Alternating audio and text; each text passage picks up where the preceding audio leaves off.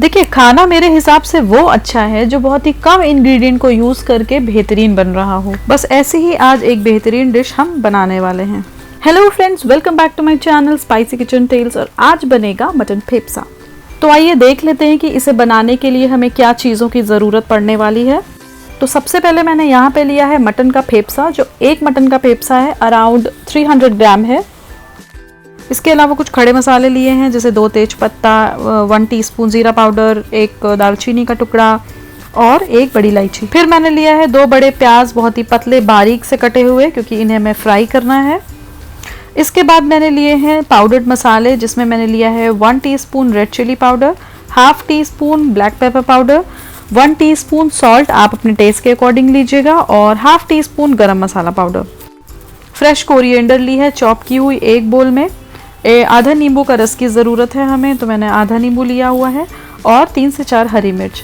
एक important ingredient मुझसे यहाँ पे मिस हो गया है, वो है जिंजर एंड गार्लिक पेस्ट। वो ज़रूर आप ऐड कर लीजिएगा।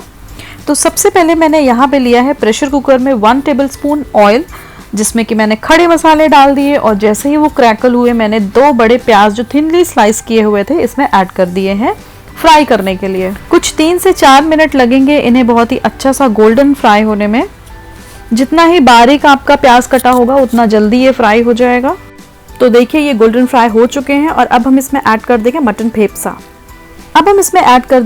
फेफसा। इसे धोने के बाद मैंने थोड़ी देर इसे सीव में रख दिया था, अराउंड 15 मिनट्स के लिए, ताकि इसका एक्सेस वाटर निकल जाए। अब इसे फ्राई कर लीजिए जब तक कि इसका कलर वाइट नहीं हो जाता। तो इसको मैंने फ्राई किया है, और जब ये फ्राई होने के बाद कुछ ऐसा वाइट नजर आने लगे, तब आप इसमें ऐड कर दीजिए 2 teaspoon ginger and garlic paste. अब ginger and garlic paste add करने के बाद भी आपको इसको थोड़ा देर के लिए फ्राई करना है, जब तक कि उसकी रॉ स्मेल ना निकल जाए। तो मैंने इसको 2 से 3 मिनट के लिए फ्राई किया, और जैसे ही इसकी रॉ स्मेल निकल गई मैंने ऐड कर दिया इसमें वो सारे पाउडर्ड मसाले जो मैंने आपको दिखाए थे।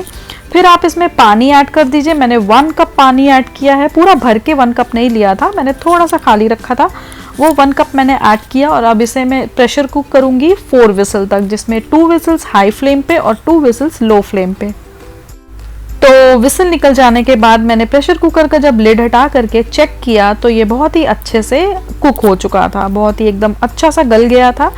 तो अब आ जाता है इसको भूनने का पार्ट। तो फिर मैंने गैस की फ्लेम ऑन किया और इसको थोड़ी देर मैंने भूना। जब भी कभी कोई ऐसी चीज़ बना रहे हो जिसमें आप कुछ मसालों का यूज़ कर रहे हो, गार्लिक और जिंजर का पेस्ट यूज़ कर रहे हो, तो ऐसे डिशेस में भुनाई बहुत ज़रूरी होती है, जिससे कि मसालों का फ्लेवर बहुत ही अच्छे से निकल के आए। अब इसको धीमी धीमी आंच पे भूनिए जब तक इसका ऑयल सेपरेट ना हो जाए। और जैसे ही आपको साइड्स में ऑयल नज़र आने लगे, तो आप इसमें थोड़ा सा गर्म पानी ऐड कर दीजिए, ताकि इसको रोटी और चावल जिसके साथ भी खाना चाहे खाया जा सके। लास्ट में इसमें ऐड कर दीजिए हरी मिर्च, आधे नींबू का रस और हरा धनिया, जिससे कि इसमें बहुत ही चटपटा सा टेस्ट आ जाएगा। ये रेसिपी अगर आपको अच्छी लगी तो इस वीडियो को ज़रूर लाइक कीजिएगा, और मुझे कमेंट में ज़रूर बताइएगा कि ये कैसी लगी आपको। और अगर आपको ये रेसिपी पसंद आई है तो मेरी मटन दाल गोश्त की रेसिपी भी आपको ज़रूर पसंद आएगी। लिंक मैंने डिस्क्रिप्शन में दे दिया है, वहाँ से जाके चेक कर सकते हैं। और ये चटपटा सा मटन फेफसा बहुत ही कम इंग्रेडिएंट के साथ बन के रेडी है, और आप इसको रोटी चावल किसी के साथ भी खाइए, ये बहुत ही टेस्टी लगता है। Thanks for watching this video. Take care, bye bye.